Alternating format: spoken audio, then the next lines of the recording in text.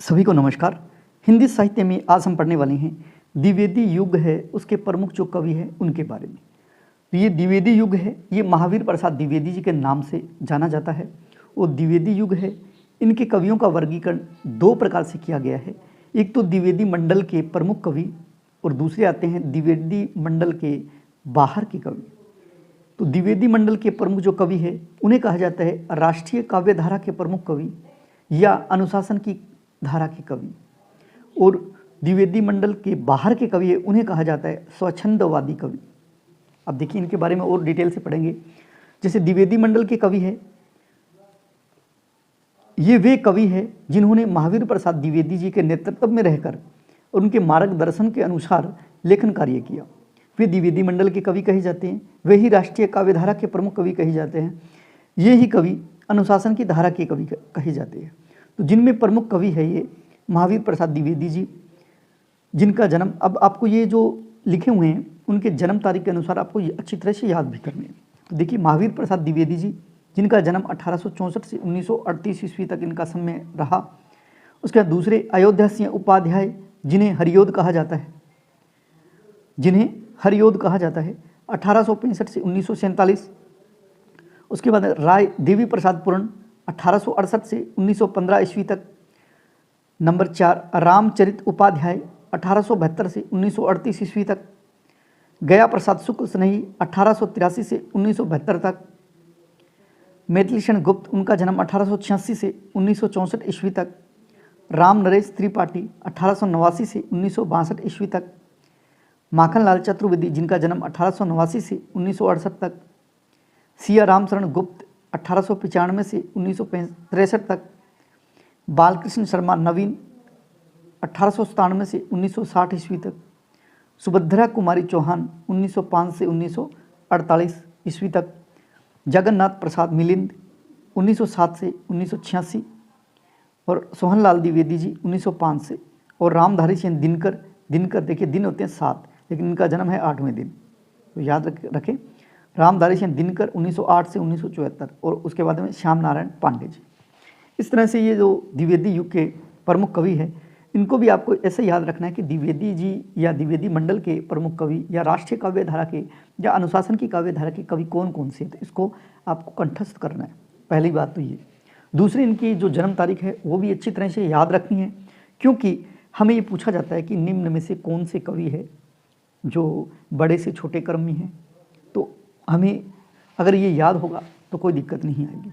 फिर ऐसा भी प्रश्न पूछा जाता है कि राष्ट्रीय काव्य धारा के प्रमुख कवि इनमें से कौन से नहीं हैं, तो इनको आपको याद करना है। फिर स्वच्छंदवादी कवि कौन से हैं, तो उनके बारे में भी हम अभी देखेंगे। दूसरा पॉइंट ही बनता है स्वच्छंदवादी कवि, यानी ये कवि जो रोमानी भावबोध लिए, यानी रोमानी भावबोध को काव्य में अभिव्यक्त करने वाले कवि हैं, उन्हें स्वच्छंदवादी कवि कहा जाता है। या यूँ कहें कि ऐसे कवि जिन्होंने महावीर प्रसाद द्विवेदी जी हैं उनके नेतृत्व से बाहर रहकर और स्वयं की स्वतंत्र मनोवर्ती के आधार पर लेखन कार्य किया, उन्हें हम स्वच्छंदवादी कवि कहेंगे। और जिनमें प्रमुख कवि हैं श्रीधर पाठक, जगन्नाथ दास रत्नाकर, सत्यनारायण कविरत्न और मुकुटधर पांडे। तो श्रीधर जो पाठक है उनका जन्म 1859 से मृत्यु 1928 ईस्वी में। जगन्नाथ दास रत्नाकर जिनका जन्म 1866 से 1932 ईस्वी। सत्यनारायण कविरत्न 1880 से 1918 ईस्वी तक। मुकुटधर पांडे 1895 से। तो आपको इनकी जन्म तारीख है वो भी अच्छी तरह से याद करनी है, और आपको ये भी पता होना चाहिए कि स्वच्छंदवादी कवि कौन से हैं। तो श्रीधर पाठक, जगन्नाथ प्रसाद रत्नाकर, सत्यनारायण कविरत्न, मुकुटधर पांडे, ये महत्वपूर्ण कवि हैं इनके स्वच्छंदवादी कवि। उसके बाद में जो पहले थे द्विवेदी मंडल के कवि जिन्हें राष्ट्रीय काव्य धारा के कवि कहा जाता था, जिन्हें अनुशासन की धारा के कवि कहा जाता है, इनमें पहला कवि हम पढ़ने वाले हैं महावीर प्रसाद द्विवेदी जी, जिनका जन्म 1864 में हुआ, दौलतपुर गांव, रायबरेली, उत्तर प्रदेश में। 1864, आपको ये तारीख याद ही रखनी है। मृत्यु 1938 में, रायबरेली में। इनके पिता का नाम राम सहाय द्विवेदी था, और इन्हें महावीर जी है इनका इष्ट था। इसी कारण इनके पुत्र जो हुए महावीर प्रसाद द्विवेदी जी, तो उन्होंने उनका नाम महावीर रखा, ऐसा किंवदंती है, सुनने में आता है। दूसरी बात ये भी आती है कि इनके पिता राम सहाय द्विवेदी जी जब इनका स्कूल में दाखिला करा रहे थे उस समय उन्होंने इनका नाम महावीर सहाय रखवाया, महावीर सहाय लिखवाया, क्योंकि ये सहाय थे। तो उस समय टीचर की गलती से सहाय ने लिख के उन्होंने प्रसाद कर दिया, महावीर प्रसाद। तो ये गलती हमेशा के लिए रह गई और महावीर प्रसाद द्विवेदी जी के नाम से ये जाने जाने लगे, ऐसा भी लिखा है। ये प्रारंभ में भूषण भूषण भट्टाचार्य ये इस छदम नाम से सरस्वती पत्रिका में लेख छपवाते थे, भुजंग भूषण भट्टाचार्य। इसके बाद उन्होंने 1903 से 1920 तक सरस्वती पत्रिका है उसका संपादन कार्य किया। 1910 में इन्हें साहित्य सम्मेलन प्रयाग द्वारा साहित्य वाचस्पति की उपाधि है वो उन्हें प्रदान की गई। ये रेलवे में नौकरी भी करते थे। उस समय इन्हें 200 रुपये मिलते थे, 200 रुपये। उसके बाद में रेलवे में किसी के साथ, कर्मचारियों के साथ कहासुनी होने के कारण उन्होंने रेलवे से नौकरी है वो छोड़ दी और उन्होंने सरस्वती पत्रिका है उसका संपादन का कार्यभार संभाला। वैसे नौकरी जो छोड़ी उन्होंने 1904 में छोड़ी और उससे पहले उन्होंने सरस्वती पत्रिका है उसमें संपादन का कार्य संभाला। उस समय उन्हें 20 रुपये मिलते थे उसके। तो देखिए 200 रुपये की नौकरी छोड़ के ये 20 रुपये की नौकरी है वहाँ आ गए थे। लेकिन ये जो कार्य था ये इनके मन का कार्य था, क्योंकि ये लेखन कार्य से जुड़े हुए थे और लेखन से ही अपना जीवन यापन शायद करना चाहते होंगे, इसीलिए उन्होंने जो सरस्वती पत्रिका है उसका कार्यभार संभाला और यहाँ रिज़ाइन देके यहाँ उन्होंने ज्वाइनिंग कर ली।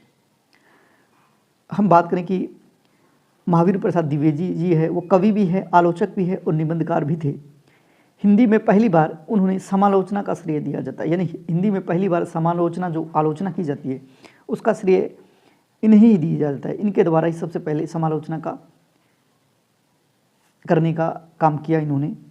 आधुनिक काल में हिंदी जो गद्य साहित्य है या यूँ कहे पद्य साहित्य है, इनकी भाषा के परिमार्जन के लिए महावीर प्रसाद द्विवेदी जी ही जाने जाते हैं। यानी हिंदी है, हिंदी भाषा को अच्छा बनाने के लिए परिमार्जन कर्ता के रूप में इन्हीं को जाना जाता है। इन्होंने साहित्य की परिभाषा दी कि ज्ञान राशि का संचित कोश है वो साहित्य है, ज्ञान राशि का संचित कोश साहित्य कहा जाता है, ऐसा कहने वाले महावीर प्रसाद द्विवेदी जी। इनका अन्य कथन भी है, वो कहते हैं चिंटी से लेकर हाथी पर्यंत, बूंद से लेकर समुद्र पर्यंत किसी भी विषय पर कविता लिखी जा सकती है, और ऐसा कहने वाले हैं महावीर प्रसाद द्विवेदी जी। महावीर प्रसाद द्विवेदी रचनावली के 15 खंडों में उनका संपूर्ण साहित्य समाहित है। यानी महावीर प्रसाद द्विवेदी ने जितना भी कुछ लिखा है तो वो इन्हीं के नाम से महावीर प्रसाद द्विवेदी रचनावली के 15 खंडों में संपूर्ण साहित्य है वो समाहित है। इनकी मौलिक रचनाएं देखिए, देवी स्तुति स्तक, नागरी, काव्य मंजूषा, कान्य कुब्ज, अबला विलाप, कविता कलाप, सुमन, महिला मोद, नागरी तेरी यह दशा और संपत्ति शास्त्र जो कि अर्थशास्त्र संबंधी पुस्तक मानी जाती है। तो इस तरह से इनकी जो प्रमुख मौलिक रचनाएं हैं वो आपको याद रखनी है। एक बार और देख लो, देवी स्तुति स्तक, नागरी, काव्य मंजूषा, कान्य कुब्ज, अबला विलाप, कविता कलाप, सुमन, महिला मोद, नागरी तेरी यह दशा, संपत्ति शास्त्र जो अर्थशास्त्र से संबंधित पुस्तक मानी जाती है।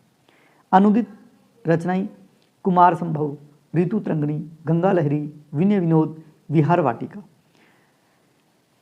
निबंध संग्रह ये आपको याद ही रखना है। इनकी प्रमुख निबंध संग्रह कौटिल्य कुठार 1907 में, वनिता विलास 1908 में, रसज्ञ रंजन 1920, बेकन रत्नावली और साहित्य सीकर 1930। ये आपको कंठस्थ करना है। उसके बाद में प्रमुख निबंध है उपन्यास रहस्य। देखिए उपन्यास रहस्य एक निबंध है जो कि महावीर प्रसाद द्विवेदी जी का है। भाषा और व्याकरण, कवि और कविता, देखिए कवि और कविता।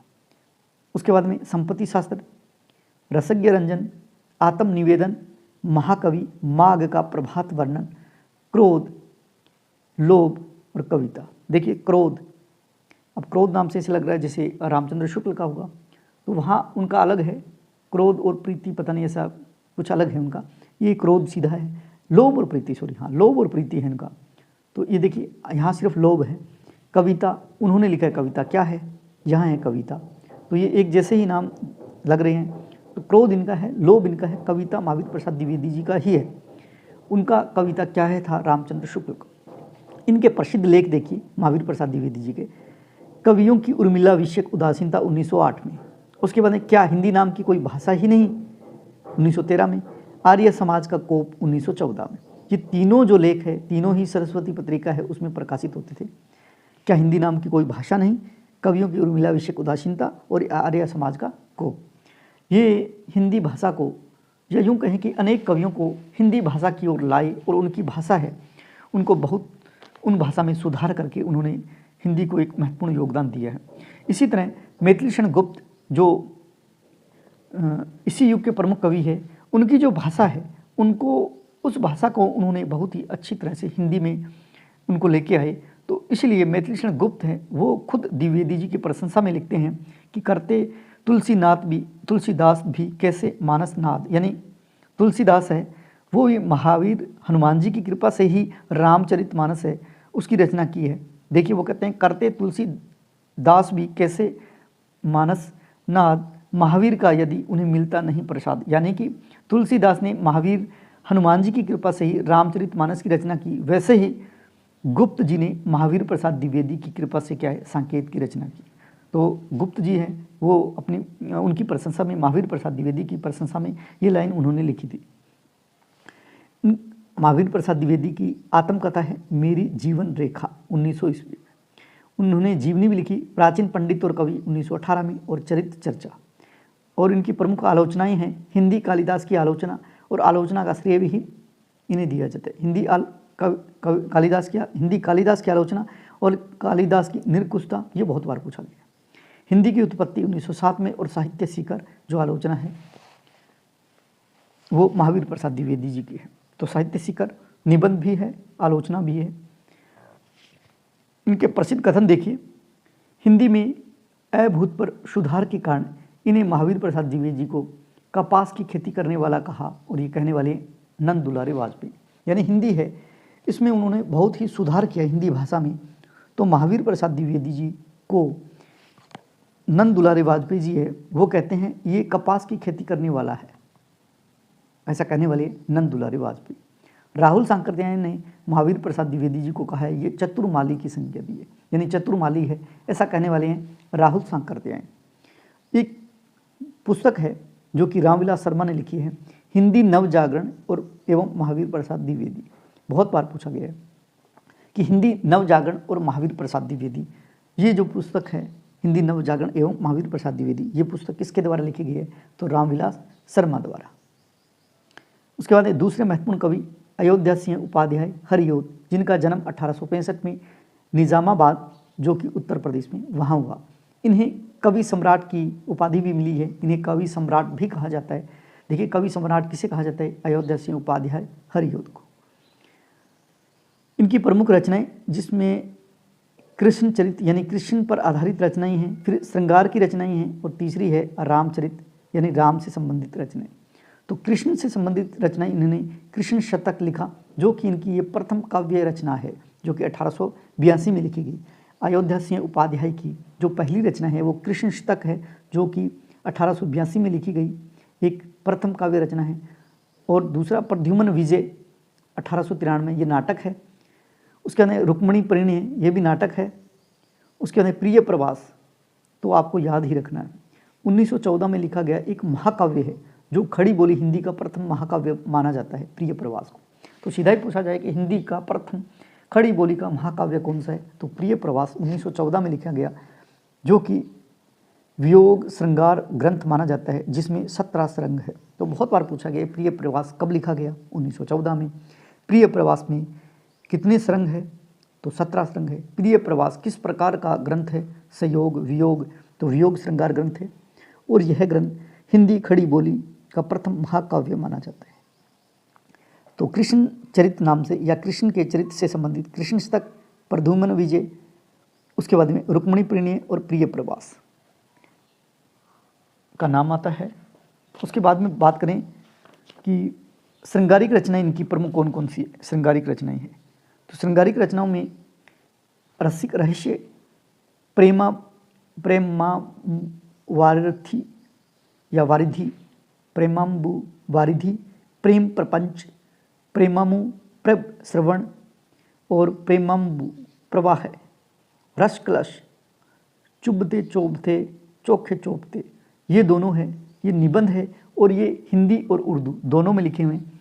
चुभते चोपते और चोखे चोपते ये निबंध है जो कि हिंदी और उर्दू में लिखे गए हैं।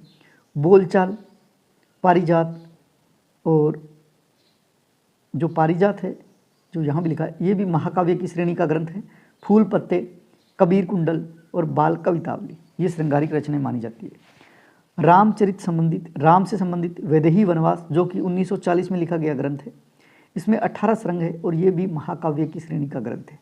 तो इनके 3 ग्रंथ ऐसे हुए जो महाकाव्य श्रेणी के हैं। पहला प्रिय प्रवास, देखिए पहला प्रिय प्रवास, दूसरा पारिजात और तीसरा वैदेही वनवास।